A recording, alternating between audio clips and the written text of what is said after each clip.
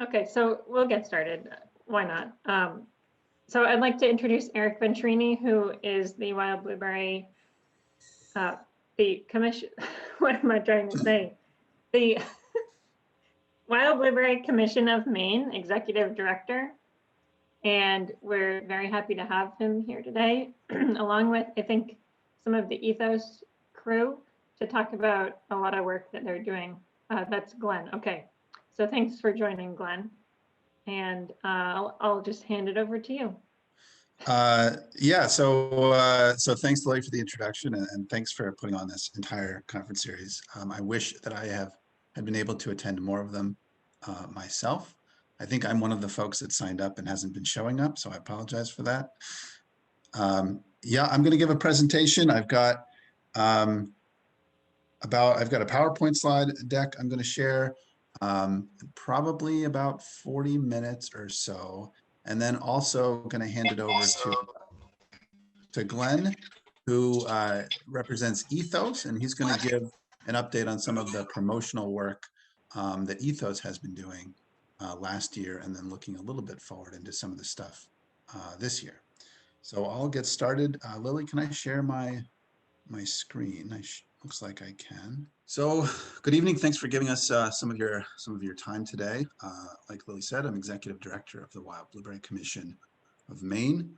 I noticed on the registrant list originally, and this may be less of the case now that we actually have the people in the room, but there were quite a few people from outside of Maine that had signed up to attend. So I wanted to be clear that, you know, this is the Wild Blueberry Commission of Maine, and most of the presentation today is really relevant to Maine growers specifically. My goal in this presentation is that all of you come away with a better understanding of what the Wild Blueberry Commission does.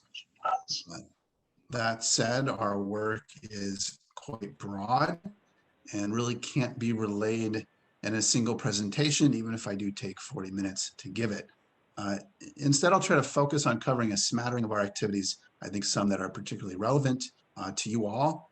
One of our priorities this year is to improve industry communications, and that means using opportunities like this one to provide transparency about our work. The commission is a public instrumentality. That means that our work, our programs, our initiatives, our meetings are all entirely open to you. If any of you want any more information about any of our work, please contact me. Don't hesitate to reach out. My email is there. My cell phone number is there. Please reach out. For those of you on the phone, my email is just eric.venturini@maine.edu. Having said that, the first slide is not directly related to the commission and its work, but these are crop projections that came out yesterday, and I thought this would be a good opportunity to share them with you. So I put together 3 graphs. First off, all of this information comes from reports from leaders in certain regions of the country and importing countries. I wouldn't say that this is necessarily the most precise information, but it is certainly useful in looking at trends now and ahead. So the first graph on the left, you'll see really 2 colors there, the green and the blue. The green is domestic high bush production, the blue is imported high bush production, and that graph is for fresh. So fresh production, both wild and cultivated. In 2019 and 2020, and this is the case on all 3 graphs, the numbers are actual volumes, whereas the 2021 is, of course, just a projection. You can see that in from 2019 to 2020, there was quite an increase in imported high bush. But most of that difference is carried in the, most of the difference there that we're seeing between 2019 and 2020 is carried by the imported volume. And there's an additional, another increase projected for 2021. In 2020, the total volume there for fresh was 821 million pounds. And for 2021, the projection is 962 million pounds. In the middle, we have processed blueberry production. Processed primarily is going to be frozen. Now, these trends are more stable, thankfully. Domestic high bush processed production is just under 300 million pounds. That's the light green and is expected to stay at that level. Imports of processed high bush grew from 2019 to 2020 from 116 million to 144 million, but are expected to stay below 150 million. And so that would be the blue bar on the central graph. Of course, virtually all the wild production in Maine and Canada is processed. I don't have good numbers on production levels of fresh wild blueberries, but in Maine, suffice to say, it's probably between 1 or 2 million pounds. Of course, our production last year was down to 46.6 million. Canadian wild production was down from 2019 numbers as well, 273 million. And so the figure for 2021 projection for Maine wild isn't a projection as much as it's simply our 5-year production average. So it could be much higher or much less than that, depending on weather. Our 5-year production average right now is 70.5 million pounds. And then finally, the last graph, we have fresh production and processed production, both. So that's U.S. production plus imports into the U.S. Going from 2019 to 2021.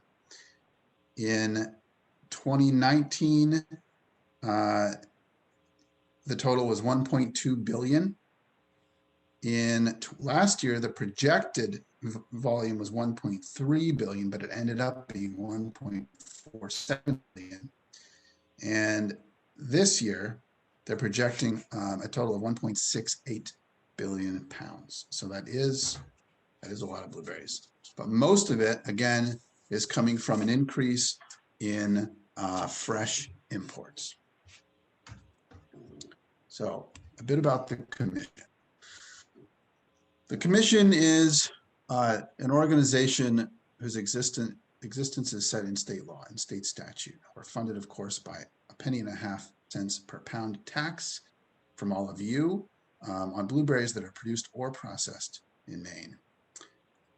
Our mission per the statute here is that we are dedicated to conserving and promoting the prosperity and welfare of this state and the wild blueberry industry of this state by fostering research and extension programs, supporting the development of promotional opportunities and other activities related to the wild blueberry industry.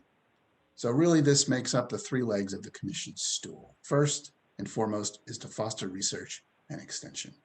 And the commission is part of a long-lasting and well-established mutually beneficial partnership with the University of Maine, who we coordinate and collaborate with across many different fronts. Second, promotion. You're going to hear a lot more about this from Glenn, but we invest many of our promotional dollars in the Wild Blueberry Association of North America, or WBANA. And Glenn and the companies from Ethos are contracted to carry out that work. In addition, the commission is engaged in more local and regional promotional work, some of which I'll discuss a little bit later in the presentation. Everything else, anything and everything that we do in support of the increased prosperity of this industry, primarily probably the most substantial piece of the 3rd leg of the stool there is state and federal policy, which I will also talk about a little bit later. As the name suggests, the commission is comprised of a group of commissioners. We've gone through a lot of changes in the past year.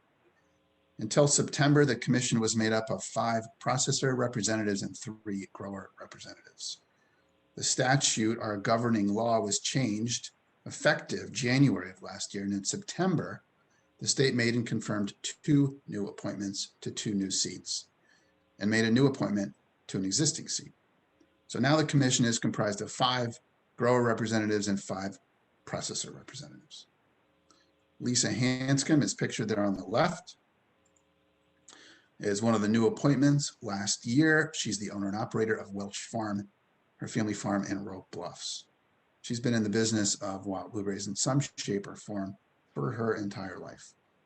Nicholas Lindholm, pictured in the middle, is also a new appointment this year. He's an organic wild blueberry grower. He makes a variety of value-added wild blueberry products sold under his, as well as just selling frozen and fresh, I believe, wild blueberries under his business, Blue Hill Berry Company. And the third new appointment is not pictured, is Darren Paul. Darren is the manager, the farm manager of the Passamaquoddy Wild Blueberry Company out in Columbia Falls, where he oversees the management of the Passamaquoddy wild blueberry acreage there of about 2,000 acres. If, for those of you that aren't on the phone, you'll see on the bottom, you know, being a commissioner is open to anyone in the industry. You know, if you're interested, the process is to nominate yourself or someone else. All you need to do is send a resume and state your interest to Commissioner Beal. That's Commissioner Amanda Beal of the Department of Ag, Conservation, and Forestry at the state. And her email is amanda.beal@maine.gov. You'll see throughout this presentation, I'm trying to include opportunities for you all to engage more directly in the commission. And that, of course, is one of them. In the fall of last year, just 1 month after receiving our 3 new appointments, we held a full day, professionally facilitated, socially distanced strategic planning session with the primary purpose of identifying industry-wide shared priorities, which we have used since then and continue to use to inform and guide our work this year and looking ahead. During the meeting and through refinement in subsequent working groups, we came up with several different kind of guideposts. And one is a list of shared short-term priorities that we're carrying out now, a list of long-term shared priorities, guiding principles, and a competitive advantage statement. The competitive advantage statement, which is here, really encapsulates the strengths of the commission and what sets us apart as an organization in service to this industry.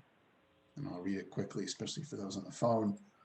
The Wild Blueberry Commission of Maine is a diverse group of wild blueberry growers and processors created by Maine statute. The commission's work is executed using grower and processor tax dollars and allocated to support the industry by the commission. One of the commission's great strengths is the fruit itself. The wild blueberry is a globally unique, healthful wild food indigenous to our region with a rich cultural history of management and harvest.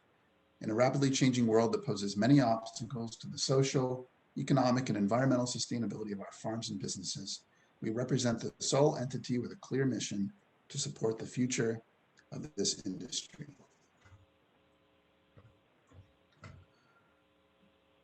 We also came out with guiding principles, which we have used as guideposts on our work since this meeting last year. And those guiding principles are to diversify allocations to ensure programs support the depth and breadth of the industry. And second, to not either intentionally or unintentionally harm any part of the industry. These outputs and all of the other outputs of this process are working documents, and they're subject to continued refinement. In fact, we'll be taking some of them up again in a meeting next week, which is a public meeting. You're all welcome to attend.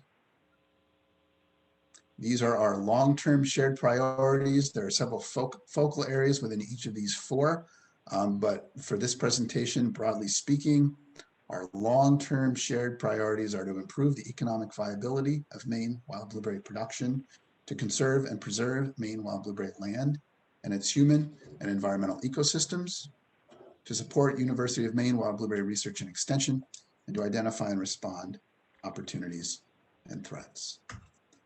And then we also have these more near-term priorities, addressing the 201 Global Safeguards investigation, which is now behind us, improving the wild blueberry differentiation strategy. That would include differentiating Maine wild blueberries from Canadian wild blueberries and differentiating wild blueberries from cultivated blueberries.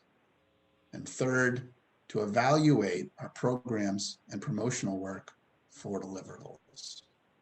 And that's a process that we're starting this year and we'll report on at the end of the year. 4 was to finish bylaws discussion and possibly institute them. The commission will be taking that up as the primary objective in a meeting either in April or in June. 5th is to increase transparency and trust, which really comes down to an industry, improved industry communications. 6, allocating funds for research and climate change challenges. And 7, continuing health research, but to take a more focused approach. Our health research, to be clear, is exclusively done through our investment in Wabana. So we're going to talk a little bit more on number 5 here, the goal of the priority of increasing transparency and trust. I hope that all of you are subscribed to this mailer. The commission is tackling the issue of improved industry communications. And that means getting information about our work out to all of you. And we're taking a multi-pronged approach to do that. And so first, this Wild Blue mailer, this is one of the first things I started when stepping into this role just over a year ago. It's an ongoing and frequent email distribution to our list of producers. The Wild Blue goes out on a weekly to a bi-weekly basis on Tuesdays. It's currently sent out to our emailing list of about 230 individuals who are almost exclusively wild blueberry producers. We cover topics in this email, especially during the heart of the harvest season around COVID last year, of COVID-19 and ag worker testing, regularly sharing opportunities around grants that you could apply for, providing market updates, some highlights from Wabana's promotional work, like the image you see on the bottom right there, where we shared an announcement about the new wild blueberry website. We've got a running category of wild blueberries in the news, and of course, provide information on commission activities and programs, and much, much more. Really anything of relevance to the industry you might come across in Wild Blue. If you're not receiving this, first check your spam folder. And if you can't find it, ask your younger relative to check your spam folder. And if you still can't find it, send us an email and ask to be added to the list. Just email our administrative assistant, Nancy. Her address is England, spelled like the country, at maine.edu. I've been really excited to see the success of this communication channel so far. Over the past year, we've sent out 55 special notices, 32 more in-depth issues, and have grown our contact list in terms of net growth by 53 individuals. And then we also can track how many of you are actually opening, receiving, and clicking on the links within the email. And you can see in the graph in the bottom right that we typically fluctuate just under a 50% open rate, which is about 40%, about 30% or so higher than the industry average. And we fluctuate around a click rate of those who actually get into the email between 10 up to 30%, which again is about 20% higher than the industry average. And it's my hope that through presentations like this one, that more folks learn about this list. We can grow our list and encourage more frequent and broader industry engagement with the commission. Again, please email Nancy, that's England at maine.edu, if you want to get added to this email list. Website. This is really the next step in improved industry communications. Our organization website is going to be a permanent home for basic information about the commission, our mission, our priorities. It'll contain the names and the contact information of commissioners, myself, details about our work, and progress towards our goals, towards your goals. The first step towards a new website was that this project had a home in our approved 2021 budget, 2021 plan of work as of January this year. And the second step is that we've now hired a UMaine marketing student, Alex, to help us build this, because I certainly couldn't do it on my own. Him and I are going to closely coordinate in crafting a longer-term industry communications strategy, which could even include social media.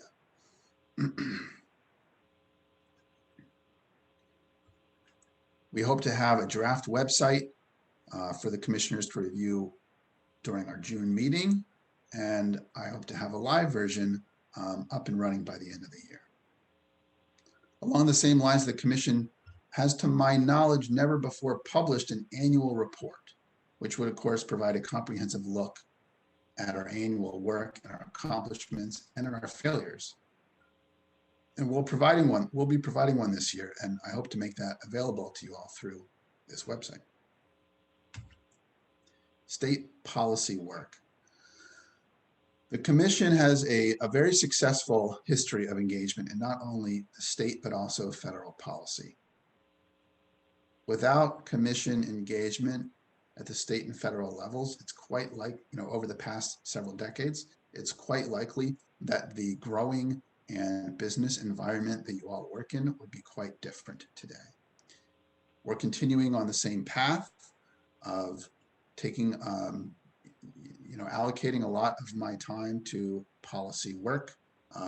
During the first half of the year, state and federal policy work takes up about probably 50% of my time. I don't have time to go into the various aspects and points of engagement in federal policy, but I will briefly discuss some of our state policy work, which is ongoing right now.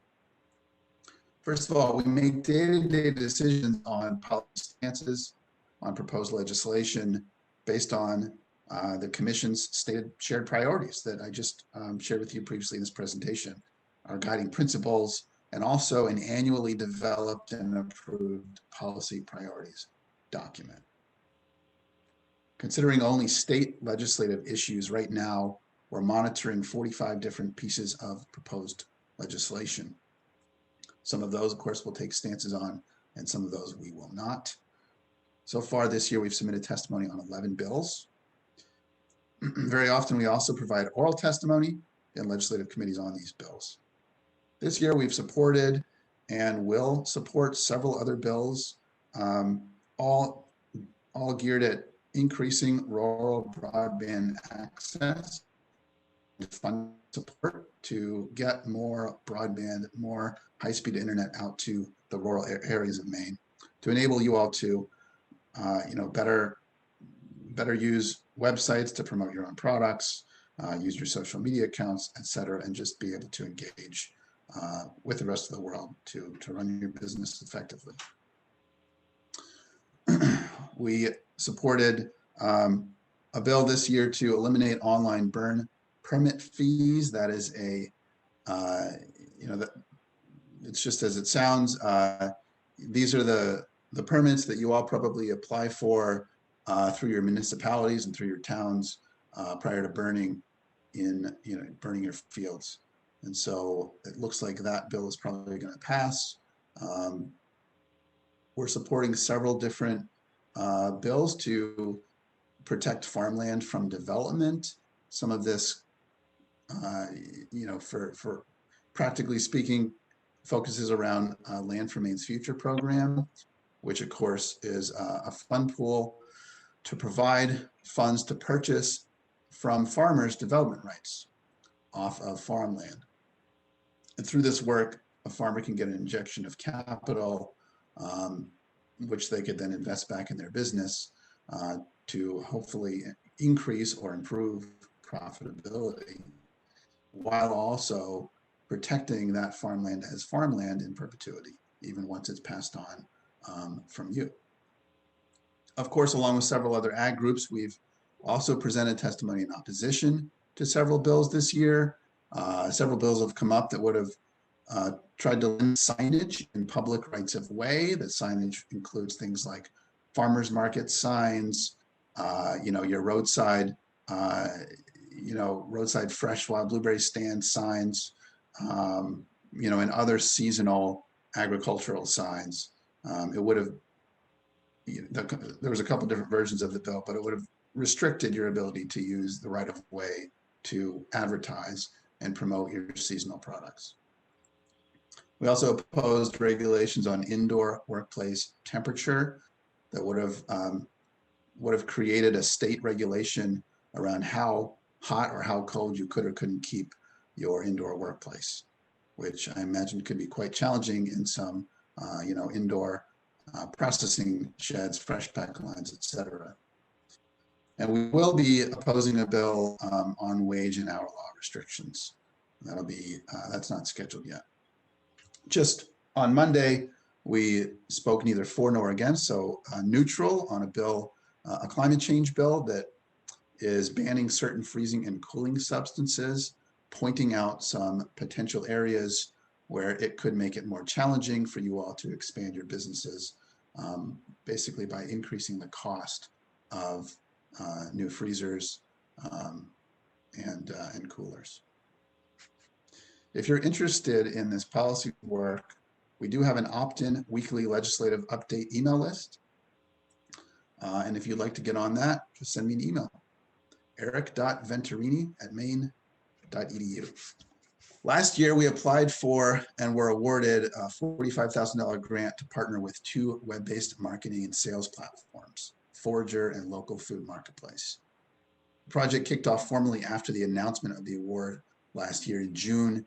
And since then, we've increased the number of wild blueberry suppliers on the Forager platform, which is a wholesale-facing platform to connect businesses directly with buyers, from independent grocers up to regional chain grocers and institutional purchasers.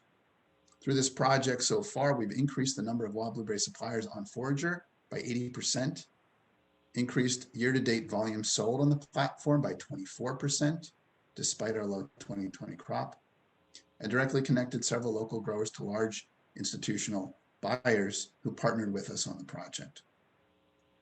We've also fostered through this project the development of new supply routes in New York City through wholesale relationships that have been developed on the Forager platform. Right now, we're onboarding our first batch of wild blueberry growers and businesses to participate on the Local Food Marketplace platform. This is a direct-to-consumer platform where they will get to use, these project participants will get to use the full capability of this platform, Local Food Marketplace, at no cost. And it's not too late to participate in this project. If you're interested in becoming a participant in this project, please email Dr. Jonathan Malacarne, and you need to do it ASAP. You need to do it this week. And his email is jonathan.malacarne@maine.edu. And his last name, for those on the phone, is spelled Malacarne. He's a professor at the University of Maine.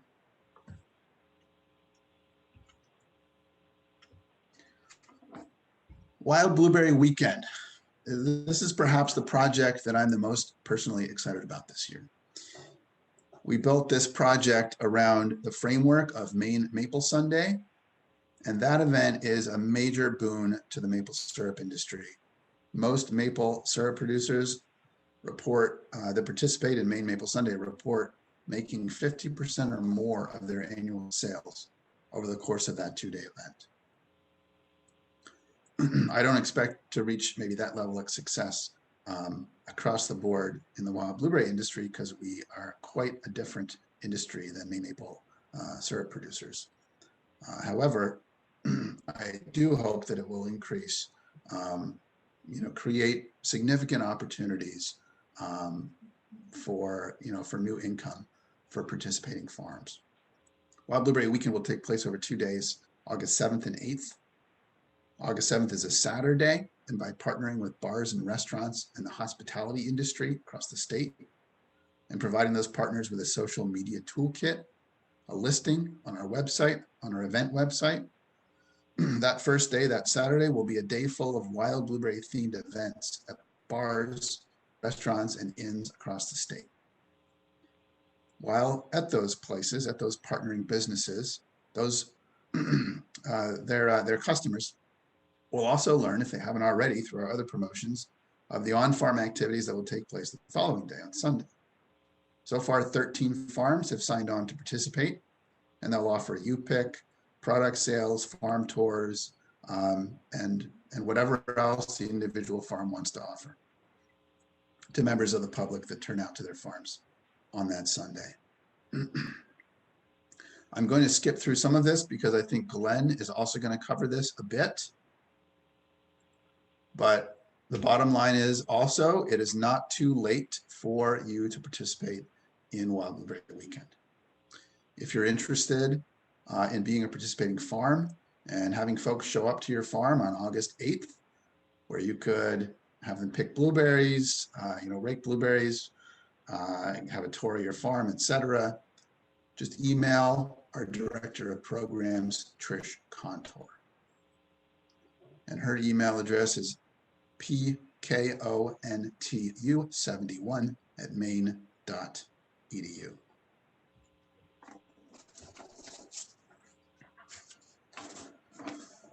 The advisory committee is an organization, the organization of the advisory committee is set out in state statute. It's a standing committee of the Wild Blueberry Commission, currently chaired by Bruce Hall. The advisory committee sets industry research priorities and communicates those to UMaine's Wild Blueberry research faculty and staff, like Dr. Calderwood, and awards grant funds to projects on the basis those projects' merit to the industry. In addition to $57,000 awarded in the fall for research that will continue this year, that research includes briefly integrated pest management work, food safety work, and much more. The advisory committee has recently awarded funds to support Drs. Annis, bottom right there on the screen, Dr. Calderwood in the center, of course, Dr. Phil Fanning on the left holding the rake, Dr. Perry on the top left, and Dr. Zhang on the top right. In addition to funding wild blueberry research, the Commission works in close coordination with UMaine Cooperative Extension on several fronts, including food safety, general crop management research and development, and hiring of new researcher and extension positions, and outreach, as exemplified by this presentation as part of Dr. Calderwood's conference. The University of Maine is the Commission and this industry's closest partner, and it's the only institution in the country with a dedicated wild blueberry research program. Of course, it operates Blueberry Hill Farm, which is a tool for these researchers to use so they don't have to try all of their ideas on your farms.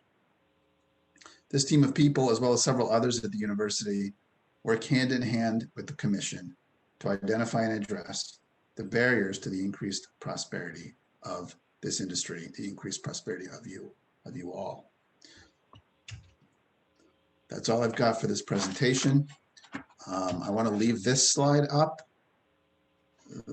which I apologize for those on the phone, but it lists email contacts for the various kind of points of engagement for any of you that may wish to participate more deeply in any of these projects.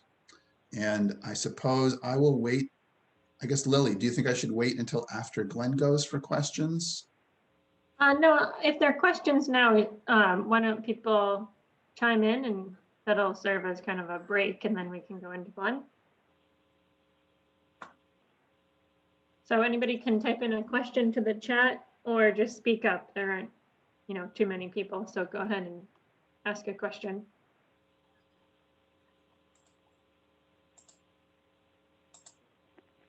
Yeah, hi. This is Kerry Nash. Hey, Kerry. I had just one comment about the Sure. Since you brought it up about the burn permits online. Yeah. Last time I checked, last April, there was no area in that permit request form to check that you were burning wild blueberries. And every time I tried to get a permit online, I just got rejected. I always ended up, I'm still burning because I'm certified organic, and we're burning the fields to sanitize for disease, insects, and maybe kill off a few weed seeds. But I'm still burning in, I don't know, 10 or 15 towns. And I still have to, every town, I still end up having to call the fire chief and try to work out something about what he'll let us do. Every town is different. Every fire chief Right. sets his own rules. But that online permit system has not worked for us at all. Huh. Well, that's good to know. Thank you, Carrie. You're welcome. Yeah, in state statute, it does list wild blueberries, under the burn permits. So I don't know why there's no box there in the online system. Yeah, But that may be something we can remedy. If you think it would make it easier for you to deal with this, getting Well- permits in all these different areas. well, and most every town, of course, we want to burn when it's dry, and every town won't let you Right. get a permit online until later in the evening, after 5, after 6, or maybe on the weekends. And if it's too dry, they just won't do it. Every town is different. Some towns give me a permit for even a month at a time, and I just call them, let them know where I'm at, and we discuss on what we plan to do.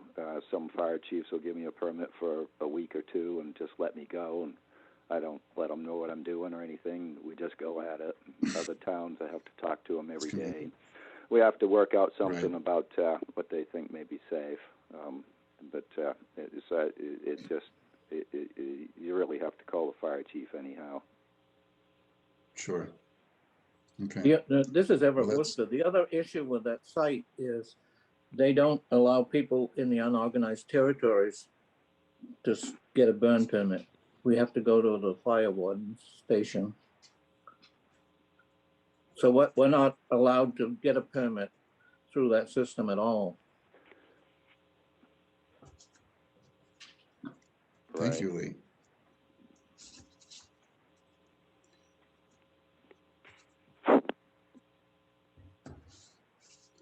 Well, I'll add it to the list.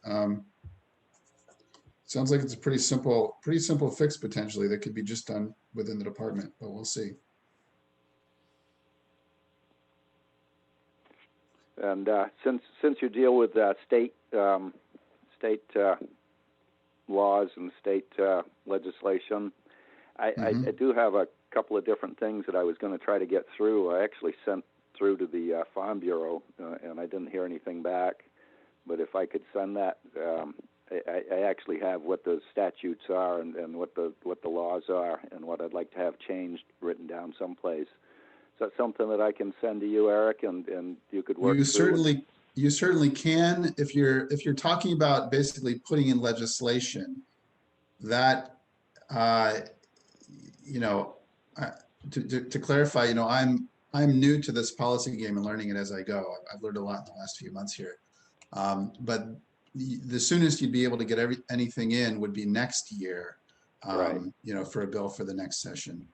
All right, I understand that. You can't get anything in for this session. Next year is carryover bills and emergency bills only, so it would be the fall of 2022. You'd have to try to get something in. Yeah. And I know I can talk to my state legislature, sure. but I didn't know if you had a friend in the Agriculture, Conservation, and Forest Committee that could try to submit something for the Wild Blueberry Commission. Well, I have contacts there, and but send me what you have, Carrie, and we'll have a conversation. Okay. See what might be possible. Yeah. Do that. It may not be for a while. I'm kind of busy. That's fine. We're trying to get things ready for spring work, and everything's broken. Sure. Sorry to hear that.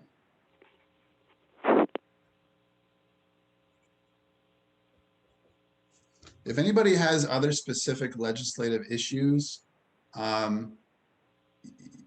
perhaps it's best, just contact me. You can call me, you can email me.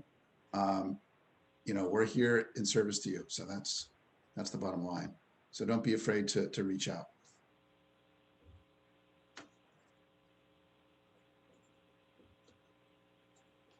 Any other questions before we go over to Glenn? Hi, this is Robin. I popped up a Google search for Maine Wild Blueberry Weekend, and there's nothing online yet for Yeah, it? it hasn't launched. We haven't launched the promotions yet, but we're hoping to get everything live and going within the next, I think Trish is on the call. She can correct me if I'm wrong. She's really heading it up. The next month to 2 months time frame. Hopefully within the next month. Yes, but it's all in development, and Glenn will talk a bit more about it.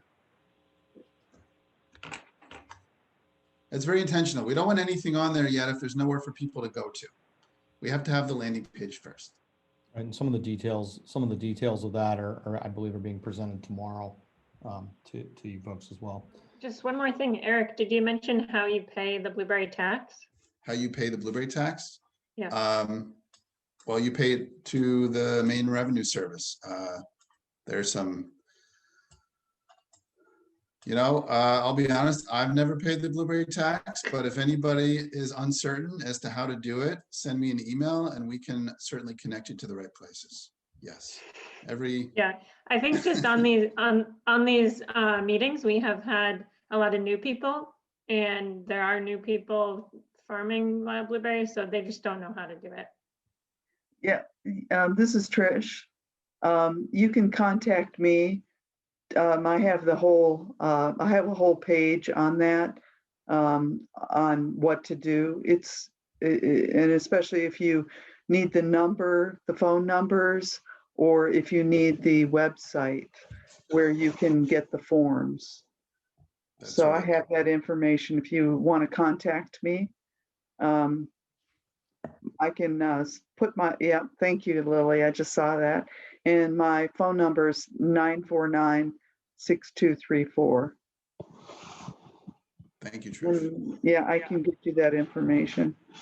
We could even share it in the Wild Blue. We certainly could. I think we did. I think we did last year. It's always helpful. Yes. I can also take questions after Glenn's presentation, if there's any others. Let me just add something to the blueberry tax. If y'all have been identified as a processor, they automatically send you the form. You put in the poundage and you do the multiplication and you send them a check. So the only time that it really triggers it, if you're a first-time processor, then you have to get a license and declare yourself as a processor. Then you're in the system and they can tax you. So you might not want to declare yourself as a processor. So anyone who is a processor, they automatically get this form. And I think by the end of October, you have to pay the tax. So first I want to just introduce myself and thank you for your time. Here to answer any questions that you might have. So my name is Glenn Rudberg, and I'm one of the founders of Ethos, which is an agency that has worked with you for some time on helping to differentiate the wild blueberries. And while I'm not directly involved in the day-to-day, Belinda Donovan is the professional that works with you folks on the account side and on the public relations side. She may be able to answer some questions I may not be able to. She was unfortunately not able to be at today's meeting. So I'm going to do the best I can to represent the work of the agency and answer the questions. I am engaged and involved in the account quite a bit. So hopefully I'll be able to answer your questions. What I'm hoping to do today is to kind of give just a short look back on our strategy for differentiating wild blueberries, both on the consumer and trade side. Give you some examples of some data that has shown how this campaign has been working over the years, as well as some recent data showing what's been happening of late. And really our focus as an agency, we can control the messaging and try and create the demand side of the equation for wild blueberries. Obviously, we're not involved on the supply side, but we're really focused on trying to generate awareness and then eventually the sales that come from that. I'm going to talk a little bit about the message platform, maybe how that's evolved a little bit of late, and in terms of how we're differentiating the wild blueberry, and also to talk a little bit about some of the programs, some of the consumer programs that we've been doing to promote to promote the industry. And then I'm going to touch a little bit on 2021 in terms of where to from here. So that's what I'm hoping to accomplish today. And maybe just kind of taking a step back and talking a little bit about the strategy.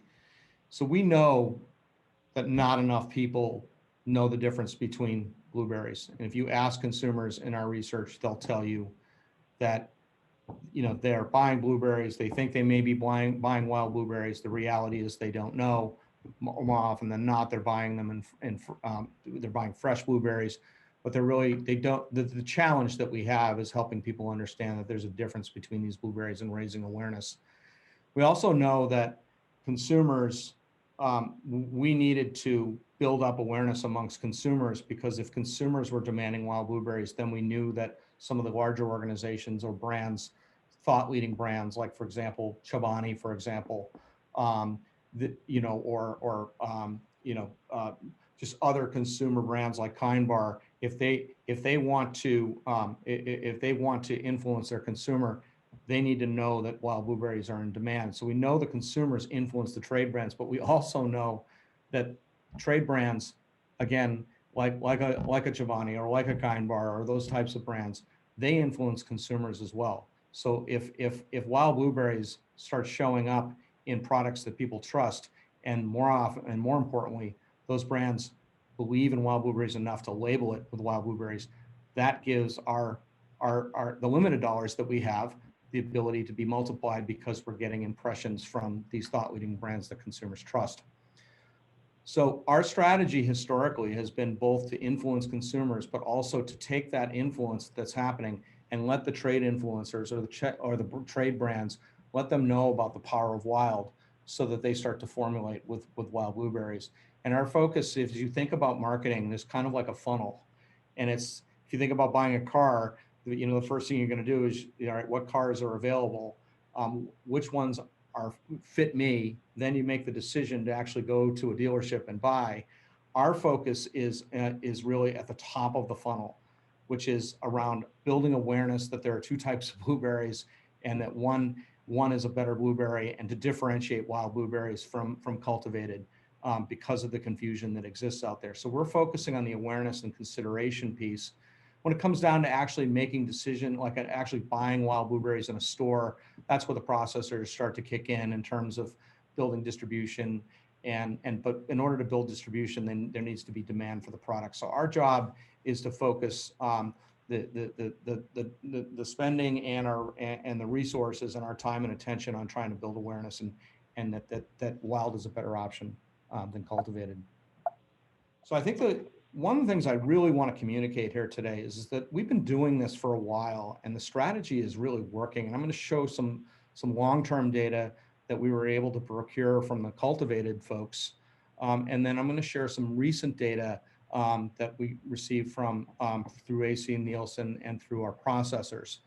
But the reality of this is that what this shows here is the frozen wild blue. So the retail sales are tracked pretty carefully by AC Nielsen, and so we can see whether or not are we moving the needle with consumers or not. And so what this data shows is frozen wild blueberries in the category of wild versus all other. And what this shows is that in terms of all other blueberries has been from 2015 to 2018 was pretty flat. So that's largely our competitors, because for the most part, all other blueberries are, the cultivated blueberries are have always been a larger share. This here shows, down here shows the wild blueberry growth in terms of volume, in terms of bags sold or pounds sold. And it shows an increase of wild blueberries year over year, while the larger category remains flat. And specifically what this shows is that in 2016, we had a 5% growth of wild blueberries.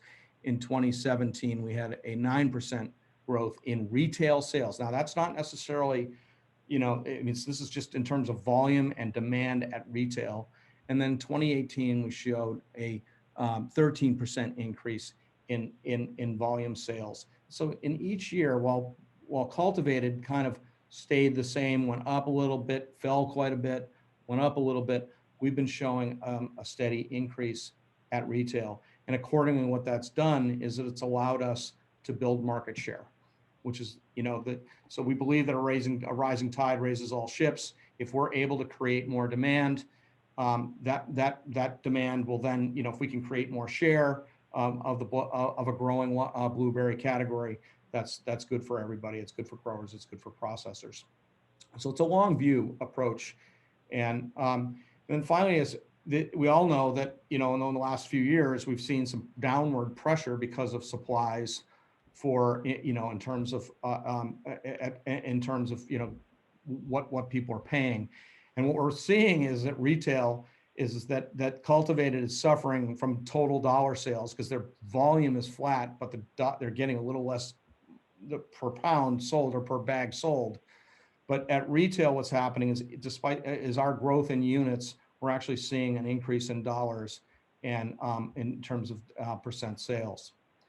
Now, so that was 2015 through 2018, and I present that to you to show you that this is a long view game that we're trying to play here. When you're at the top of the funnel, you're trying to build awareness, and so that was data that was available to us through the Cultivated group.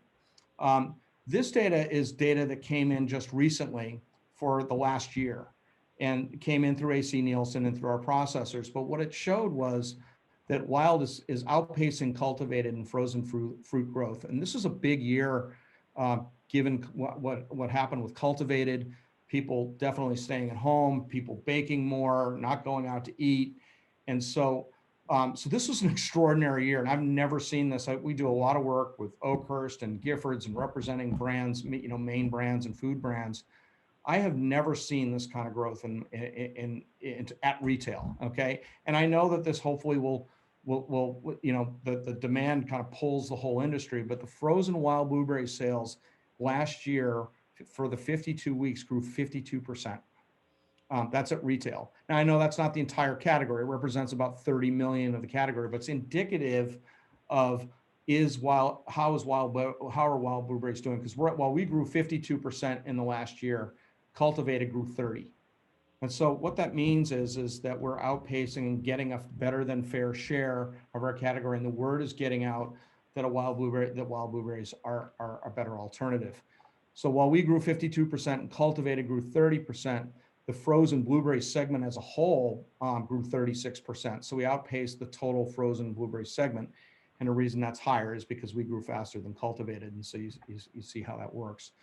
And then as far as frozen fruit is concerned, so some of this, obviously, some of the growth came from the fact that people are just buying more frozen fruit, given the environment that we're in today with COVID. So what I feel very, very proud about is that the branding work that has been done, that we've been working for some time, is allowing us to be able to get a better than fair share and to grow quicker than the category, which is really what we're trying to do. One of the things that contributed to that, if you have strong demand, it also allows, you're trying to get the processors are trying to get more more stores to stock frozen wild blueberries. And so there's a chicken and the egg scenario here is if you can't grow distribution, it's hard to grow sales, but you can't grow distribution if you don't have growing demand. But one of the things that AC Nielsen tracks is the total distribution points. In other words, how many stores are stocking wild blueberries versus cultivated. And last year we grew our distribution by 15%, and while cultivated was largely flat and grew 2%. So demand grew, distribution grew, and when distribution grows and you get the demand that follows it, that's always a good momentum builder for the industry. So I feel very good about the fact that we're working towards addressing the demand issue and to start to differentiate wild blueberries, but it is a very long game doing what we're trying to do. Speaking of the long game, one of the things that we try and do is don't measure just based on sales, because sometimes, other things, competition happens. One of the things that we try and do is measure just consumer sentiment. And we measure what's called Google Trends and looking to see whether or not is interest for wild blueberries growing over time. And what this graph shows is back from 2016 up until 2021, what you're seeing is a slow, steady progress in terms with peaks and valleys, typically around the summertime. But you're seeing slow, steady increase progression of wild blueberries when people typing in wild blueberries, and that's another sign that the demand creation program that we've been doing is taking effect. Again, if we can grow consumer demand, that will get more larger companies to say, I want wild blueberries in my product. And then when more wild blueberry products are out there on the shelves touting wild blueberries, then that helps bring consumers. So it's kind of it's a circular process that feeds on itself. So from a strategy standpoint, I think some of you have probably heard that one of the things that we're trying to do, I mean, I know that the commission spends and we want to spend a fair amount of money on research, on health research. And we know the impact that the antioxidant effect had on wild blueberries and the health research had on wild blueberries. And so a few years ago, we sat back and asked ourselves, you know, we're going to have a hard time competing with cultivated blueberries. What is it that we really want to start to try and own? Where can we get a better than fair share? And so we looked at some of the health research and specifically some of the research around kids and brain health, and did some analysis to determine where's the future for this. And so we're trying to leverage brain health, the brain health research that we're doing and the impact that wild blueberries has on brain health, specifically not just with Alzheimer's for people more later in life that have smaller households, but also trying to focus on younger households that have multiple kids and are growing households, and where the consumption of wild blueberries is bigger. So, but I want to make sure everybody understands that our messaging is not just about wild blueberries and brain health. We have an integrated strategy in terms of the messaging platform. And the idea is that strong brains love wild blueberries, right? And why is it? Because this is the tastiest brain food you're ever going to find. Wild blueberries just taste better. There's more intense blueberry flavor. We all know it, versus cultivated blueberries. And so in food, we have to hit the taste message hard. We also have to stay true to the equity that has been built over the years around making sure that people understand that we have 2 times the antioxidants and healthy antioxidants because of our pigments, and 33% more anthocyanins, which is the sort of future messaging. And so the health message and the antioxidant and anthocyanin message is an important component. The third component, which is very, very important as well, is a sense of place, that today's consumers want to connect with their food. They want to know where their food comes from, that they want to feel that it's supporting something good. And the idea that these berries are grown in the cold, harsh climate of the wild Maine barrens is an important story that is told. It's not the only story, just like taste is not the only story, just like health isn't the only story, but it's an important part of the messaging. When you look on our website, you'll see on the bottom of almost every single page, we're coming back to the idea of where these products come from in the cold Maine barrens. And then finally, the last piece, the last messaging component that we are trying to start to do is the research that we did showed that if we can get consumers to get into a habit, to get in a regimen, we've all heard of the apple a day keeps the doctor away. But the idea that a healthy scoop of wild blueberries, or a cup of wild blueberries, or a scoop of wild blueberries every morning, every day, if we can create that morning regimen, the research showed that that's when people are more likely to grab a scoop of wild blueberries, and whether they put it on their cereal or in their smoothie, that is the best opportunity to affect consumer behavior. So it's these 4 elements that make up the messaging platform in terms of for the wild blueberry. So now what I'm going to do is talk a little bit about some of the consumer programs, and some of these slides have a little bit more detail than we probably need to go into, although I have it in case I need it and you have questions. But the first piece of our work is we completely revamped the website in the last year. And I'm going to switch, I'm going to stop sharing for a moment. And I'm going to just kind of walk you through this a little. I'm hoping I'm able to do this. So you should see the website, a new website up. So one of the things we wanted to try and do was to bring more vibrancy to, the wild blueberry is a very sort of strong, great taste, it's a vibrant fruit. And we're trying, when people land, we want people to know that this is a product for families, and that it's so that the taste benefit and the idea of creating this regimen of a healthy scoop of goodness every day. As you land on the homepage, we want people to know that wild blueberries are better than ordinary blueberries. And we're being intentional about calling them ordinary blueberries, that they offer more anthocyanins and antioxidants. Then we want to ask people, are your blueberries wild? Because people don't know that. They think they might be. They think they're eating fresh fruit, so therefore they're eating wild fruit. But the reality is, and you can learn whether or not are your blueberries wild. We want to get that in their head. And the idea that you can generally buy these frozen, so getting that message up that these are, you may not be buying wild blueberries, and that frozen wild blueberries are the way to go. We also know that to start a routine, we need to allow people to give people usage opportunities. And so we've contacted and worked with countless influencers around the country and bloggers and people creating amazing recipes with wild blueberries. And we've amassed a deep bench of beautiful photography and recipes that we can harness. So whether you're looking for an entree, an appetizer, something in the morning for breakfast, it's all there, and you can browse the recipes. And then at the end of every page, we're hitting on the idea that these wild blueberries are grown in the wild barrens of Maine, in the cold, harsh climates in Maine and Eastern Canada. But we're trying to hit this sort of sense of place so that people connect with that. And that's done throughout. I'm not going to go through every site, but this is the health page where it talks about strong brains and bodies love wild blueberries. It talks about, there's a whole overview section on health. It talks about brain health, vision, all the healthy benefits. It hits again on the antioxidants. It hits again on the nutritional information that people want. Here's an interview from Kit talking about the importance of brain health.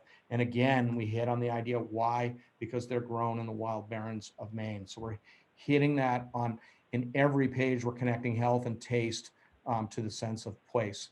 There's a whole where to buy section. There's a whole recipe section. If you want to get into specifically around the brain health or get into antioxidants, you can go deep into this story. But this website launched recently, and we're pretty excited. It's one of the things that we're really excited about is the ability to be able to update it with new information to keep it fresh, whereas before that was a bit of a challenge with the old infrastructure. So that website launched, and if I go back to, so one of the things we want to try and do is we want to try and see if we can get people to that site so that as they become aware that there are two different types of blueberries, one can truly change your life, one is truly better. How do we do that through some of the consumer programs? So as I mentioned, the revamped website. We also attend conferences, although this year we have not been able to do it through COVID, but we've updated all of our health brochures. So when we go to these conferences and we meet with the registered dietitians around sort of brain health. We have a blog and email program that we send out, and we know that some of our top performing content is really around recipes. It's relevant to consumers, right? It's like how I can use it. But we also are trying to integrate in the brain health. So we are consistently sending out emails, leveraging the content that we're creating in our blogs so that consumers are getting the messages. We also use social media in a big way. And historically, again, recipes have always been the top performer, although this year brain health is becoming the top performer, which is, again, part of our strategy. Total impressions from social were just about 4.6 million, and total engagements are around 96. That means people engaging with it, meaning they're not just seeing it, but they're sharing that content, liking that content, and engaging with the content.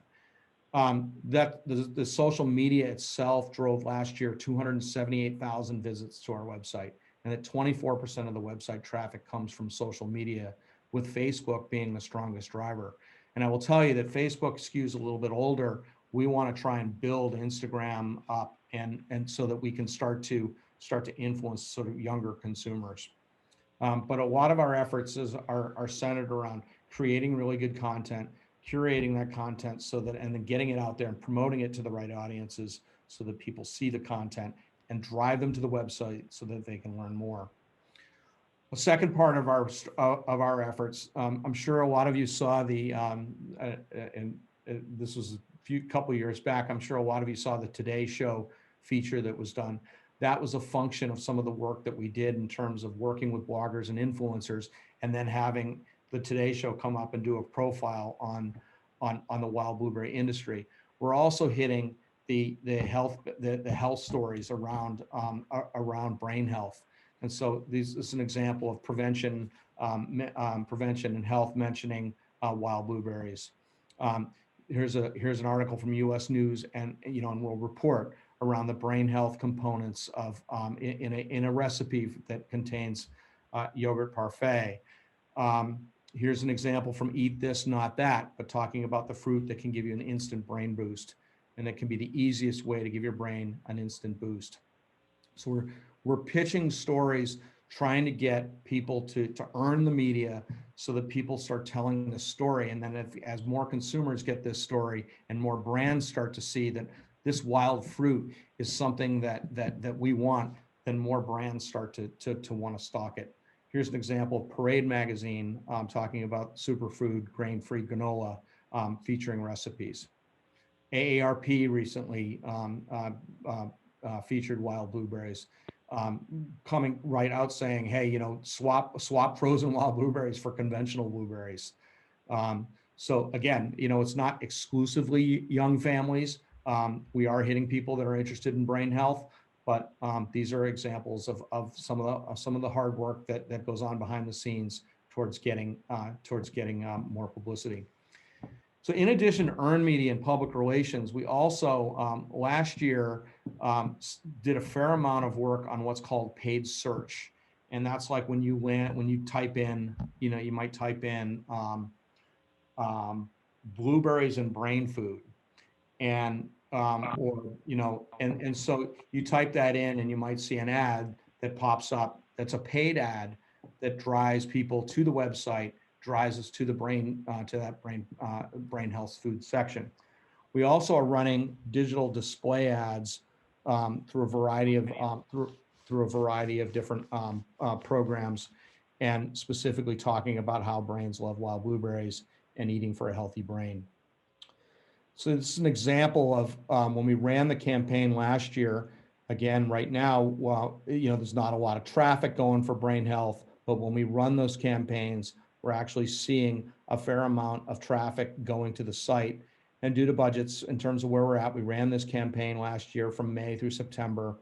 And then as budgets, budget realities kick in, you can't run the campaigns forever.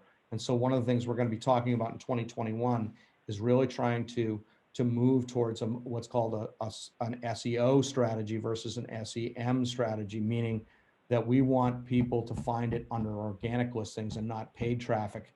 And so we're working towards that. I'll talk about that in a little bit. So these are some examples of digital ads that we've run. Again, trying to point people, get people to the website so that they see that. Moving to 2020 or to the fresh season, one of the things that we as an agency try and support is there's that brief, wonderful time of year when one can find wild blueberries, primarily in the Northeast, and in the fresh section. And so we put together and worked in partnership with many folks on this call here to put together this Fresh Pack program. And this program, we called it the Find.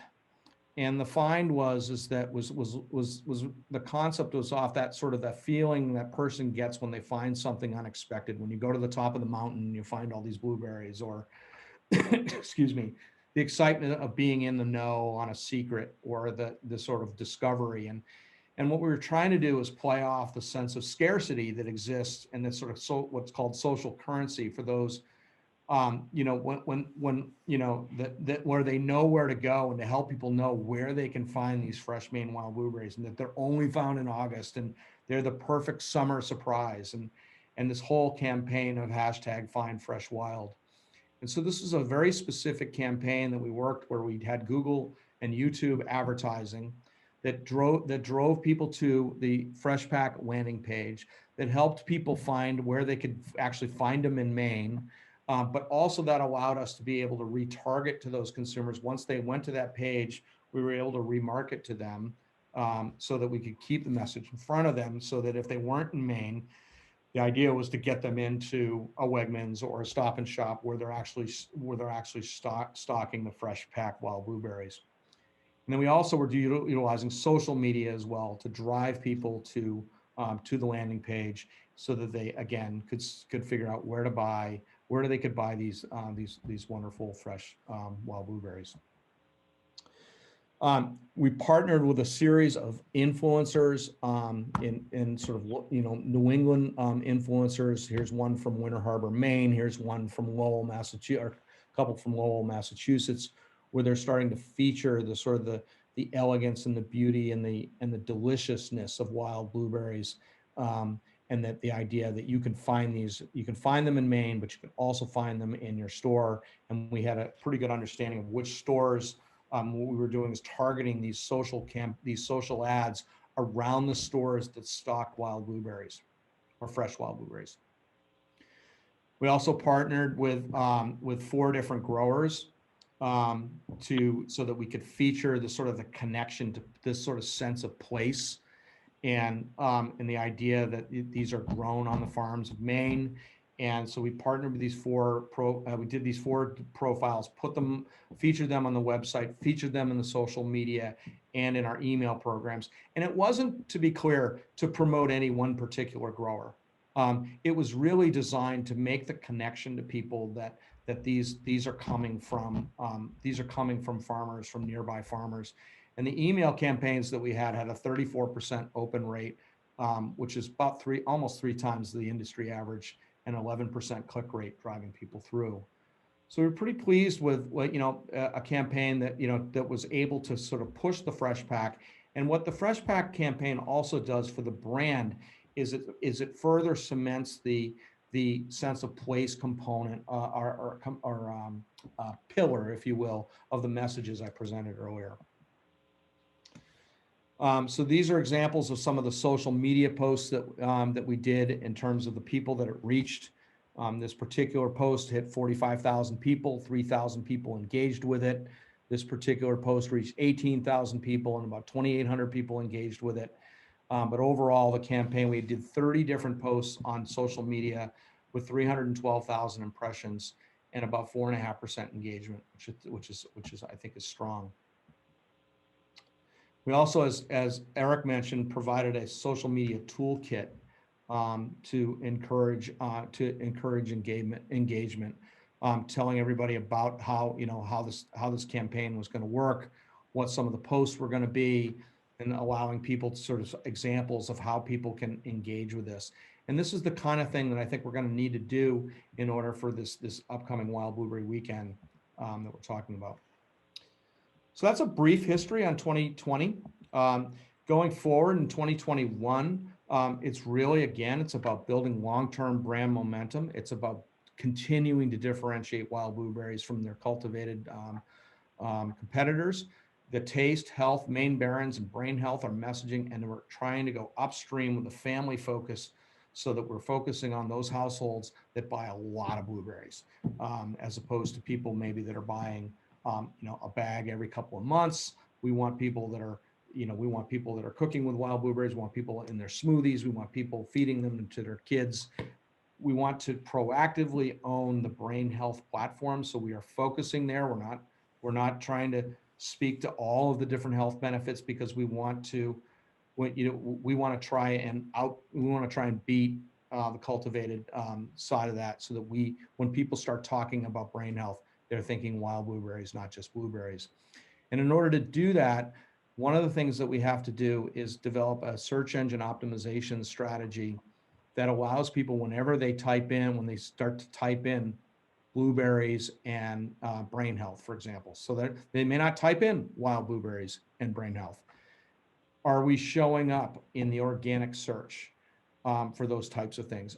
We also are about ready to launch a content hub, which takes all the work that we've been doing over the years and packaging it into content that is easily searchable by Google, so that we become the real the Google's authority around brain health for foods.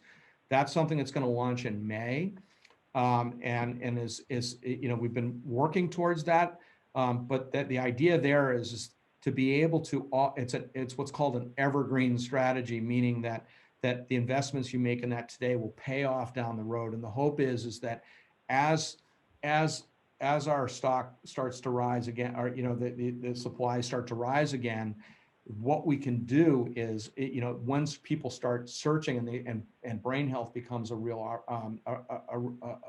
real need for people, then we've made the investments up front, and we are showing up before others are when it comes to brain healthy foods. And then the last piece is obviously trying to continue the PR and earned media and social presence. Those are the focuses of our group. Eric hit on this lightly. I wasn't planning on going through too much of this. I can tell you that Wild Blueberry Weekend is going to be October 7th and 8th. The details of a lot of this are being presented tomorrow by Belinda. So I'm sort of under instructions to not go too far in this, but I can tell you that the concept is around the eat, drink experience.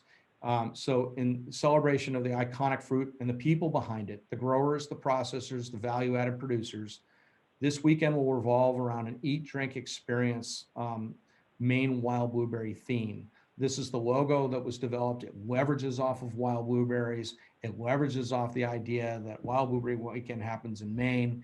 We're going to be partnering with bars and restaurants and inns across the state, but also in your areas to try and sort of feature wild blueberries during the period where most people are vacationing in Maine. We think that this is going to be, there are going to be a lot of people vacationing in early August. We hope in Maine, and we hope that this becomes a great destination for them. And then on August 8th, we have 13 farms, as Eric mentioned, lined up for farm tours, so that people get a chance to sort of experience where this wonderful food comes from. So that's what I got. I am happy to open it up for questions and answer any questions that you might have. Thanks to you both. Any questions? I just want to say it's very exciting, and I wish our fields were in shape where we were actually harvesting this year. Well, the good news, I hope, is that this is a long-term thing that we're trying to do here. So I'm sorry that may not be able to take advantage this year, but I'm hoping that well, you get my point. Good. Well, if anybody has questions that you think of later, I'm sure you can reach out to Eric, and they're open for any questions. And thanks for joining us. I guess the last things to remind you of are that we have the survey. That's the State of the Industry Wild Blueberry Survey. If you do not have a code to put in, please email Jonathan, who was mentioned by Eric. In order to get the benefit of the local food marketplace program, you need to take the survey and answer a specific question about information technology. So you want to say yes to that question. Then somebody will reach out to you to ask you if you want to partake in the program, is my understanding. And then the second thing is that it would be really helpful if you could help me evaluate how this virtual conference went. So I put that link in the chat as well. So with that, I think that's it. Well, I have one question. Sorry. Yeah, go ahead. The link that you're talking about in the survey, are you talking that tinyurl.com? Because I have never been able to, my browsers won't open it because it's got a bad certificate. And I can't get to that. Okay. Well, If And you- I I tried will Internet let- Explorer and Chrome, and neither of them will open it. Hmm. And If you're- that goes back to when you first posted it a couple months back. I've tried 4 different times over time. It keeps telling me, try back, you know, Hmm. when the I'm certificate. sorry about that. Yeah, not sure what's going on there. Thanks for bringing that up. You know, the person to help you sort that out is Jonathan. Okay, I have heard of one other issue with the survey and somebody not being able to answer a question and running into some kind of glitches there. But there have been, you know, I don't know, last I heard 50 to 60 responses. So people are getting through it. So I'm sure Jonathan can help you out. yeah, And I his must email have is a in the- firewall issue or something. Yeah, I don't, Something is installed, but. yeah. He might be able to help you Right. work through that. I know there have been more and more people filling it out. So I think we're up to 115 Wow, oh, that's great. responses, which is much better. That was a Mhm. few weeks ago, so hopefully a few more have trickled in. But so since this series has started, there have been people who have been able to do it. I guess that's my point. Maybe try a different computer or something. Sorry, that's been such a pain. I can reach out to Jonathan too, just to mention that. Thank you. And all. we'll see you on Friday for nutrient management. Thanks, Lily. Yep, have a good Yes. night. Yes, thank you, Lily. And thank you, Yeah, everybody, thank you guys. for That was good. listening. Thanks, Eric. Bye-bye. Talk soon.